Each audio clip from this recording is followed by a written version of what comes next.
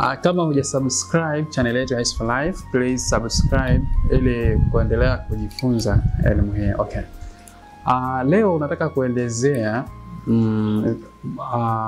mama mjamzito kabla ya kujifungua.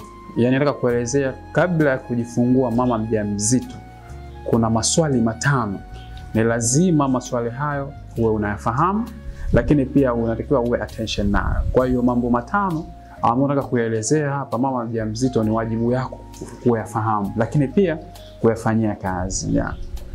Jambo la kwanza, mama mjamzito kabla ya kujifungua ni lazima ujiulize swali kwamba je, nina namba ya bodaboda au namba ya mtu mwenye usafiri? Of course ni kitu muhimu sana, kwa sababu unapokuwa mjamzito ghafla unaweza uchungu kaja, kwa hiyo lazima uwe na namba ya mwenye usafiri. Hichi ni kitu ambacho unatakiwa uwe nacho makini sana.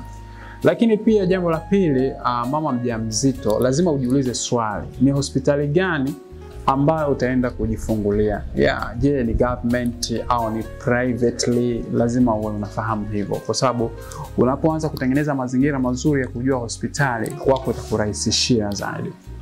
Lakini kitu cha tatu ambacho ni very necessary, ni muhimu sana kwa mama mjamzito, ni kujua budget yake ya pesa. Lazima mama mjamzito uwe na budget yako ya hela, kwa sababu kwenye kujifungua ni kitu ambacho ni emergency, kinaweza kikatokea kikakugharimu. Unaweza kujifungua kwa kawaida, unaweza kujifungua kwa OP. Kwa hiyo kuna gharama lazima ujiandae nayo. Lakini kitu cha nne, lazima uweke plan. Mama mjamzito utajifungua kwa kawaida au utajifungua kwa operation. Kujifungua kwa kawaida au kwa operation ni maamuzi ya mama. Of course, kwa sababu unaweza ukasema mimi nataka nijifungue kwa operation au mimi nataka nijifungue kwa njia ya kawaida. Isipokuwa daktari anaweza kukupangia ujifungue kwa operation ikitokea kuna kitu kinaitwa breech presentation. Nikisema breech presentation, maana yake mtoto ametanguliza makalio baada ya kutanguliza kichwa. Hapo huwezi kuchagua mama kwamba nijifungue kwa kawaida au nijifungue kwa operation.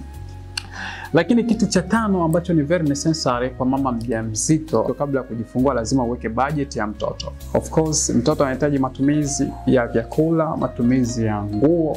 Kwa ni vitu ambavyo ni very necessary mama mjamzito kufahamu. Asante. Kama hujasubscribe channel yetu Ice for Life, please subscribe ili kuendelea kujifunza elimu hii bure. Thank you.